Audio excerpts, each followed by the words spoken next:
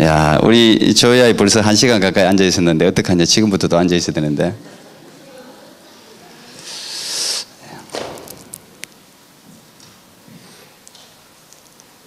딱 앞에, 제 앞에, 눈앞에 있으니까. 예, 하나님이 우리 아이들 사랑하는 줄 믿습니다. 예, 여러분의 모든 자녀들 축복합니다. 가정들을 축복합니다.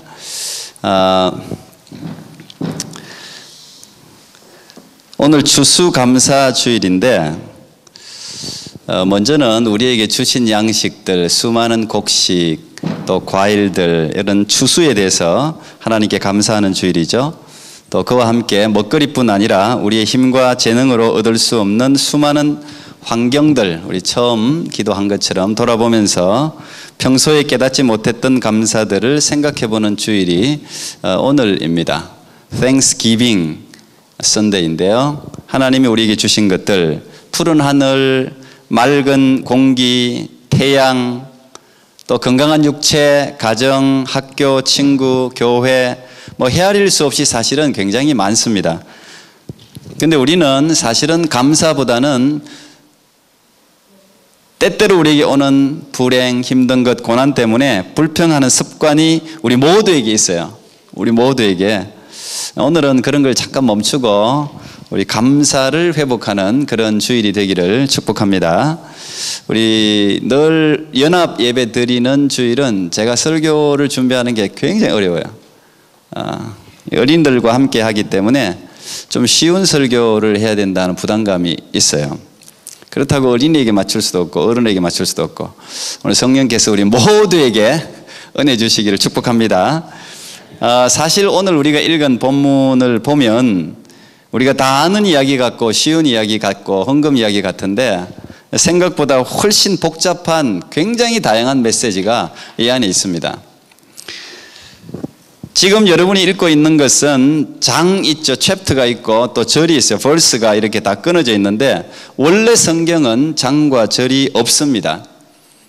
그래서 오늘 우리가 읽은 이 말씀도 제대로 그 의미를 파악하려고 하면 20장부터 21장 전체를 다 읽어야 진정한 의미를 발견할 수가 있어요.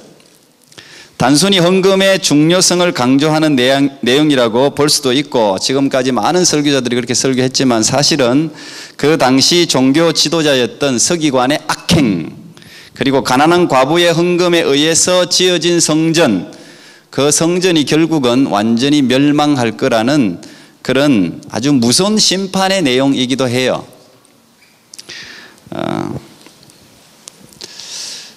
제가 우리 어린이들도 있으니까 모두에게 꼭 이 성경에 대해서 좀 먼저 이야기를 하고 싶었어요. 성경을 제대로 읽으려면 가장 기본적인 원칙이 이렇게 앞, 뒤, 전후 문맥을 자세히 관찰해서 읽는 거예요. 성경은 정말 다양한 수많은 이야기가 있어요. 똑같은 이야기를 읽어도 사람들마다 전해지는 메시지는 다 틀려요. 굉장히 깊이가 있어요. 단순한 것 같은데 깊이가 또 있어요. 제가 오늘 본문을 가지고 좀 사실 심각하고 깊이 있는 이야기를 하고 싶어서 이 본문을 정했는데 설교를 준비하다 보니까 어린이들 생각이 나서 그 깊이 있는 이야기는 좀 보류를 해야 될 것 같습니다. 그렇지만 하나님의 지팡이 교회 모든 성도들이 오랜만에 이렇게 같이 드리는 예배에 이제 꼭 강조하고 싶은 게 있어요. 그건 하나님 말씀을 여러분들이 지금보다 훨씬 10배, 100배, 1000배 더 사랑하라 하는 말을 먼저 드리고 싶어요. 흔히 우리가 독서를 강조할 때 책 속에 길이 있다 이런 말을 합니다. 책 속에 길이 있다. 근데 정말 이 성경책 속에 생명의 길이 있어요. 생명의 길이 있을 뿐 아니라 여러분이 앞으로 평생을 걸어갈 때 참고해야 될 인생 맵, 인생 지도가 그려져 있어요.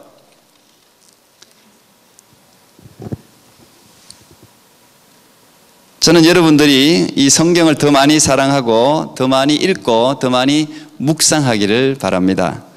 이 성경은 살아있는 책입니다. 믿습니까? 성경은 살아있어요. 여러분 성경과 대화하세요. 성경과 대화하세요.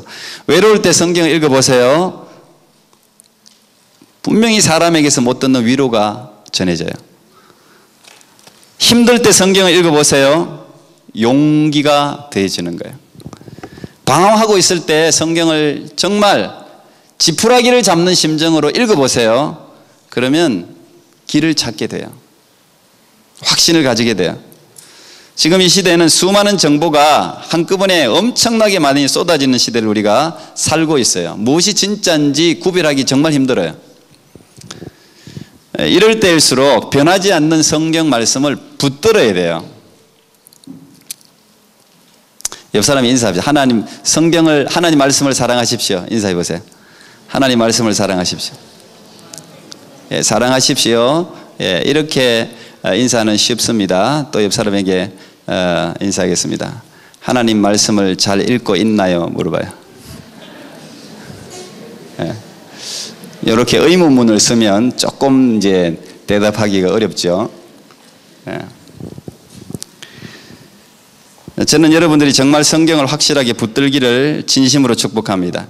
변하지 않는 기준과 시대의 흐름을 정확하게 읽고 미래의 방향을 결정할 줄 알아야 그 시대를 선도하는 리더가 될 수 있어요. 그 리더의 첫 번째 조건이 성경에 탁월해지는 거예요. 성경에 탁월해지는 거. 어려운 시대 속에 별처럼 빛났던 많은 영웅들은 성경을 굳게 붙들고 살았던 사람들입니다. 우리가 잘 아는 대표적인 인물이 아브라함 링컨이죠. 그 미국의 남북 전쟁이 한참일 때 그의 흔들리지 않는 신념, 수많은 사람들의 협박, 위협에서도 흔들리지 않고 노예 해방 운동을 계속적으로 진행할 수 있었던 것은 변하지 않는 하나님의 말씀이 그에게 준 신념 때문이었어요. 지도자는 굉장히 중요합니다. 변하지 않는 어떤 기준을 잡는 거, 이 지도자에게는 너무도 중요해요. 진짜 중요해요. 세상 리더십이든 영적 리더십이든 마찬가지로 리더가 변하지 않는 어떤 그 무엇을 붙들고 있는 건 참 중요합니다. 왜? 그의 마음을 흔들 만한 유혹과 협박과 수많은 요소들이 세상에 존재하거든요. 근데 지도자가 이럴 때 이렇게 가고 저럴 때 저렇게 하고 막 흔들리가 되겠어요? 흔들리지 않는 그 무엇. 그래서 우리는 변하지 않는 하나님의 말씀을 어린이나 어른이나 붙들어야 되는 거예요. 그래야 삶이 흔들리지 않아요. 그래야 인생이 흔들리지 않는 것이죠. 저는 오늘 본문을 통해서 두 가지 관점에서 이야기를 하려고 합니다. 첫 번째는 헌금보다는 과부가 드린 예배에 초점을 좀 맞추려고 합니다. 헌금도 여러분 들어오시면서 아마 우리 교회는 헌금함이 뒤에 있기 때문에 하고 들어오셨을 텐데 헌금도 예배 일부분이죠. 둘째는 예배의 주인이신 예수님은 무엇에 집중하시는지 그분의 시선에 초점을 한번 맞춰보려고 합니다. 자, 성경에 제일 먼저 등장하는 예배 어딜까요? 제일 먼저 등장하는 예배 창세기 4장에 등장하는데 아담과 하와의 아들이었던 가인 그리고 그 동생이었던 아벨, 가인과 아벨이 드렸던 예배가 성경에 등장하는 첫 예배입니다. 근데 그 예배 잘 아는 것처럼 가인은 농사꾼이었기 때문에 농사를 지어서 농산물로 제사했어요. 말하자면 헌금 올린 거예요. 아벨은 양치는 목자였기 때문에 양을 잡아서 하나님 앞에 제사를 올렸어요. 누구 제사를 받았을까요? 하나님은 아벨이 피로 드리는 제사를 받으셨어요. 근데 가인의 제사는 받지 않으셨습니다. 왜 그랬을까요? 여기에 대한 질문을 많이 합니다. 사람들이. 왜 그랬나? 농사꾼은 싫어하시나? 자, 그 이유는 여러분들이 4장을 열심히 읽어보시기 바랍니다. 제가 오늘 다 설명할 수는 없습니다. 읽어보면 그 안에 있어요. 그 안에 가인의 예배를 받을 수 없는 이유가 있어요. 그 안에. 제가 오늘 말씀드리고 싶은 것은 하나님이 받으시는 예배가 있고 하나님이 받으시지 않는 예배가 있다는 것이죠. 하나님은 아무 것이나 받으시지 않으신다는 말이에요. 그냥 내가 하나님께 헌금을 드리든 예배 드리면 하나님이 알아서 받으시면 되지 아니라는 이야기예요. 하나님이 받으시는 예배가 있고 받지 않는 예배가 있어요. 그래서 구약의 말라기도 그 예배 제발 좀 내게 와서 예배 안 드렸으면 좋겠다 하나님이 그렇게 이야기하잖아요. 제발 좀 찾아오지 않았으면 좋겠다. 왜 내가 받지도 않는 예배를 왜 자꾸 꾸역꾸역 의식으로 드리냐 이거죠. 그러므로 저는 오늘 우리가 드리는 헌금 예배를 여러분이 한번 점검해 보면 좋겠습니다. 이왕이면 하나님이 기뻐하시는 예배, 하나님이 받으시는 예배를 우리가 다 드리면 얼마나 좋겠어요. 여러분의 예배를 하나님이 다 받으시기를 축복합니다. 특별히 우리 어린아이들, 우리 조이아이, 예꿈동산, 익투스 마찬가지인데 이 어릴 때 예배를 잘 잡아줘야 돼요. 그렇다고 막 이렇게 가만히 앉아있어 움직이지도 마. 어떻게 안 움직입니까? 어른들도 움직이는데. 이게요, 사람 몸이 안 움직이면요 마음이 움직여요. 몸은 가만히 있는데 마음은 벌써 다른 데 가 있어요. 그게 경건한 예배는 아니겠죠. 그러나 분명한 것은 조이아이든 예꿈동산이든 익투스든 뭐 어른이든 상관없이 하나님이 받으시는 예배, 하나님이 기뻐하시는 예배는 어떤 예배일까를 우리 모두는 고민할 필요가 있습니다. 어떤 예배를 하나님이 기뻐하실까? 짧은 시간에 설명할 수는 없지만 가장 적절한 하나의 힌트는 예수님이 사마리아 여인에게 하신 말씀 중에 있어요. 제가 예배 때마다 선포하는 요한복음 4장 24절 말씀입니다. 하나님은 영이시니 예배하는 자가 신령과 진정으로 예배할지니라. In spirit, in truth. 신령과 진리. 이게 하나님이 받으시는 예배라는 거예요. 온 마음을 다해서 드리는 신령의 예배와 하나님에 대한 바른 지식의 기초에서 드리는 그 예배를 하나님이 받으신다는 것이죠. 그런 예배가 어떤 예배일까를 한번 여러분 모두가 생각하면 좋을 것 같습니다. 오늘 본문 헌금 이야기인데요. 예수님 당시 성전에는 이 나팔처럼 생긴 헌금함이 13개가 있었습니다. 그 중에 9개는 성전을 운영하기 위해서 내는 성전세 등의 헌금용이었고 나머지 4개는 빈민구제를 위해서 내는 헌금이었어요. 근데 예수님이 그 헌금 내는 그 맞은편에서 헌금 내는 사람들의 모습을 지켜봤다는 거예요, 지금. 근데 오늘 본문을 보니까 아마 그 당시는 헌금이 다른 사람들도 얼마쯤 내는지를 알 수 있는 그런 공개적인 성격이 강했던 것 같아요. 그래서 어떤 부자들은 헌금을 자신의 과시하는 수단으로 사용했습니다. 아마 그 헌금하는 거 관찰하는 거 재미있었겠죠. 우리나라도 무슨 어려운 일을 당하면 불우이웃 돕기 성금해서 방송에 뭐 삼성에서 누가 얼마 냈고 현대에서 누가 얼마 냈고 LG에서 얼마 누가 냈고 뭐 이런 기업들 아니면 연예인 누가 탤런트 누가 가수 누가 얼마 냈다는 걸 계속 올려요. 사람들은 그거 보는 거 재밌잖아요. 누가 얼마 냈구나 누가 얼마 냈구나 누가 얼마 냈구나. 그러면 또 서로 뭐 돈 내는 거 경쟁도 하고 그렇죠. 지금 오늘 이 헌금 내는 모습들이 꼭 그런 모습이에요.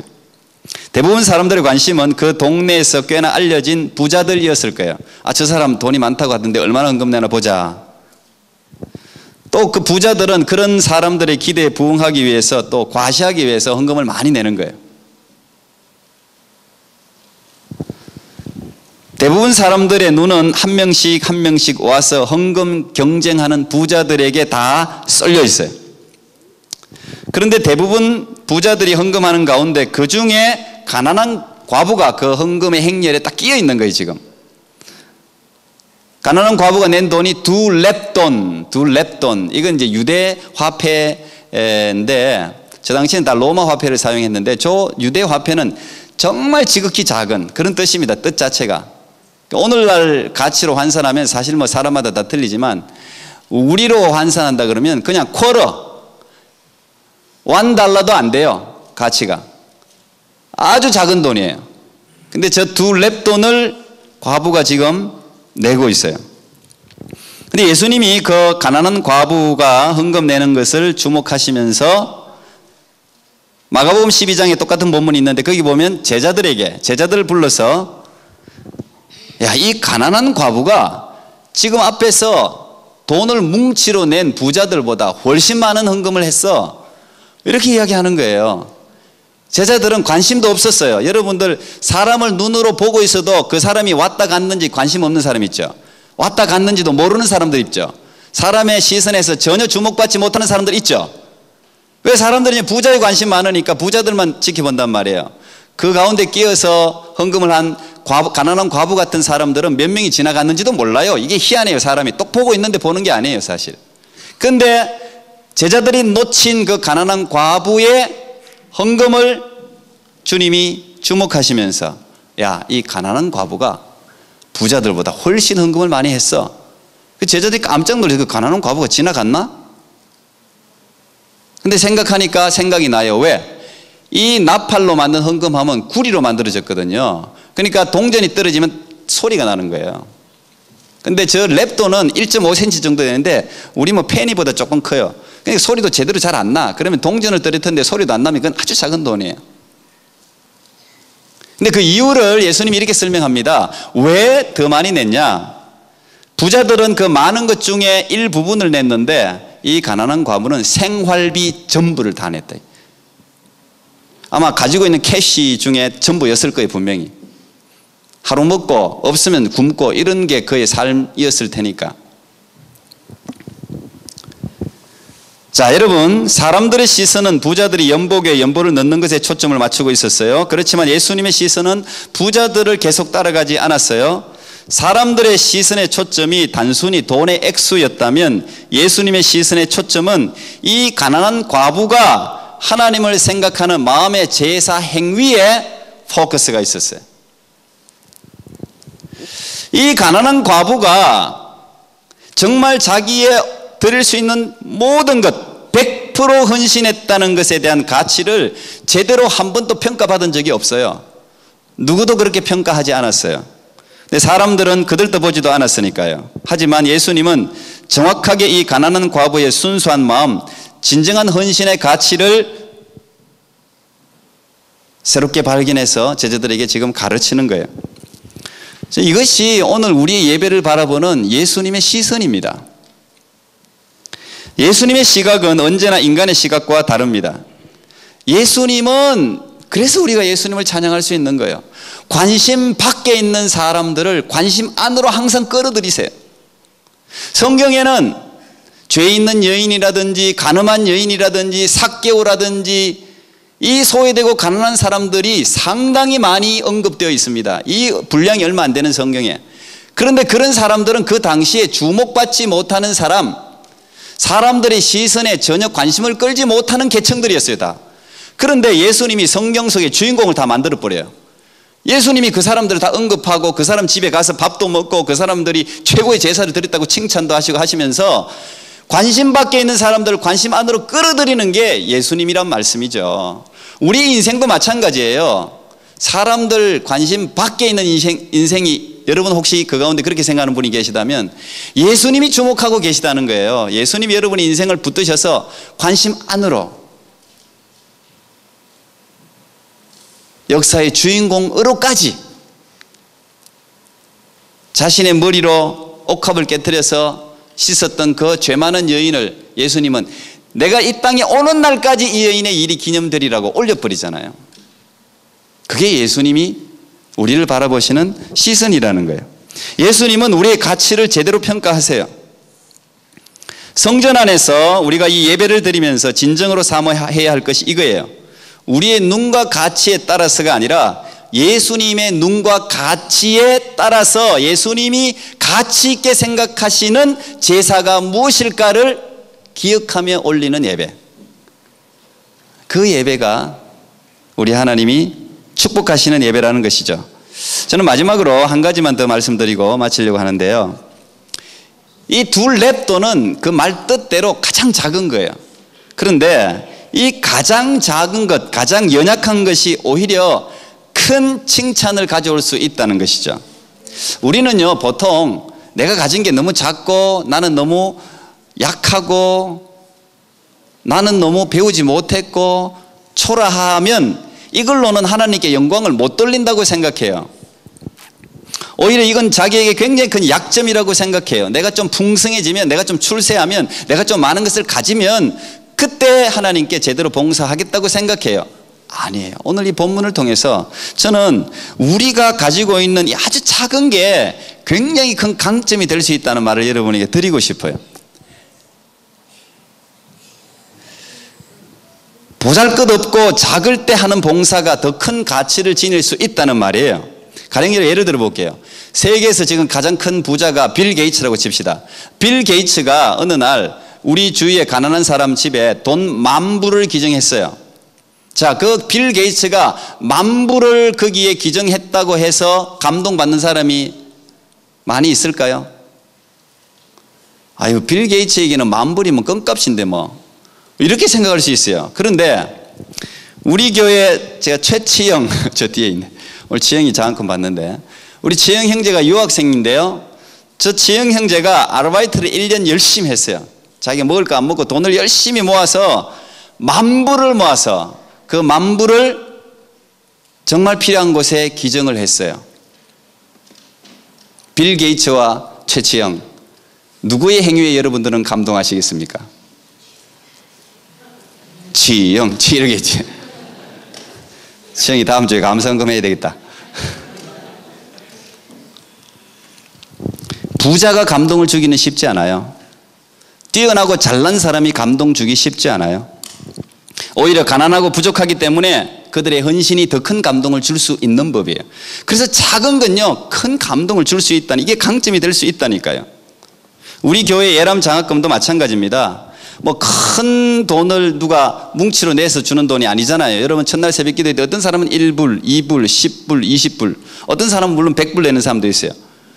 그 헌금이 모여서 1년에 한 3,000불 좀 넘게 모여요. 한 3,000 몇백 불 모이는 것 같아요, 제가 보니까. 그러니까 여러분들의 마음이 모아진 장학금이니까 귀한 거죠. 귀한 거예요. 감동을 주는 거예요. 다른 교회 30,000불, 40,000불 주는 것보다 감동이 저는 어떤 면에서 있다고 생각이 돼요. 건강한 사람보다 장애인들이 우리에게 더 큰 감동을 주는 이유도 거기 있어요. 건강한 사람이 뭘 했다 그러면 별로 감동 안 받는데 장애인이 그렇게 했다 그러면 우리는 감동을 받아요. 캐나다의 영웅 여러분 테리 팍스 여러분 잘 아시죠? 건강한 사람이 마라톤을 했다면 그만한 감동을 줄 수 없어요. 근데 이 테리 팍스가 평범한 학생이었는데 암 때문에 한쪽 다리를 절단하잖아요. 그리고 그 의족을 끼웁니다. 이런 연약함을 드러내고 그 의족을 끼운 채로 희망의 마라톤을 143일을 달렸습니다. 그리고 암이 온몸으로 번져서 결국은 22살에 죽죠. 그렇지만 테리 팍스의 이 용기가 지금도 수많은 암 환자들에게 용기를 주고 실제적으로 물질적으로 엄청난 도움을 주고 있잖아요. 약하기 때문에, 장애인이었기 때문에 그가 드린 헌신이 돋보인다는 이야기죠. 희망의 전도사로 알려진 닉 부이치치도 마찬가지입니다. 태어날 때부터 팔다리 없이 태어났죠. 장애인입니다. 그런데 저 연약함 때문에 많은 사람들에게 감동을 주는 희망의 아이콘이 되지 않았습니까? 건강한 사람이 닉 부이치치가 하는 말을 했다면 사람들은 감동이 없어요. 그런데 태어날 때부터 저렇게 태어나서 사실 자살도 실제로 자살하려고도 시도했던 저 사람이 하나님의 사랑으로 사람들에게 희망을 주는 아이콘으로 희망의 메시지를 전할 때 사람들은 감동을 받는 것이죠. 닉 부이치치가 이런 말을 했습니다. 우리는 언제 행복해질 수 있을까를 고민합니다. 어떻게 팔다리가 없는 제가 행복할 수 있을까요? 바로 가지지 못한 것들에 대해 화를 내지 않고 가진 것에 감사하기 때문입니다. 인생은 여정이라서 좋았던 순간이 있으면 나빠지는 때도 반드시 옵니다. 많은 사람들은 돈이 많으면 똑똑하면 시험에 합격하면 행복해질 거라고 생각하지만 행복은 밖에서 찾는 게 아닙니다. 우리는 모두 실패하고 실패는 항상 교훈을 줍니다. 실패할 때마다 무언가를 배울 수 있으니 절대 포기하지 마십시오. 인생의 소중한 것들은 절대 돈으로 살 수 없습니다. 계속 시도하고 포기하지 마십시오. 여러분들 사람들이 보기에 가장 작은 것일지라도 여러분이 그것으로 최선을 다해서 하나님을 섬길 뿐 아니라 이웃을 섬긴다면 그것은 엄청난 가치를 지니게 될 것입니다. 작을 때 드리기가 훨씬 쉬운 거예요. 많으면 드리기 어려워요. 여러분의 작은 것의 가치를 새롭게 발견하시고 하나님께 감사할 수 있는 여러분이 되기를 바랍니다. 제가 마지막으로 이 닉 부이치치가 전하는 한 4분 정도 됩니다. 감사의 메시지를 우리 함께 들으면서 다시 한번 우리 안에 있는 감사를 돌이켜 볼 수 있기를 바랍니다.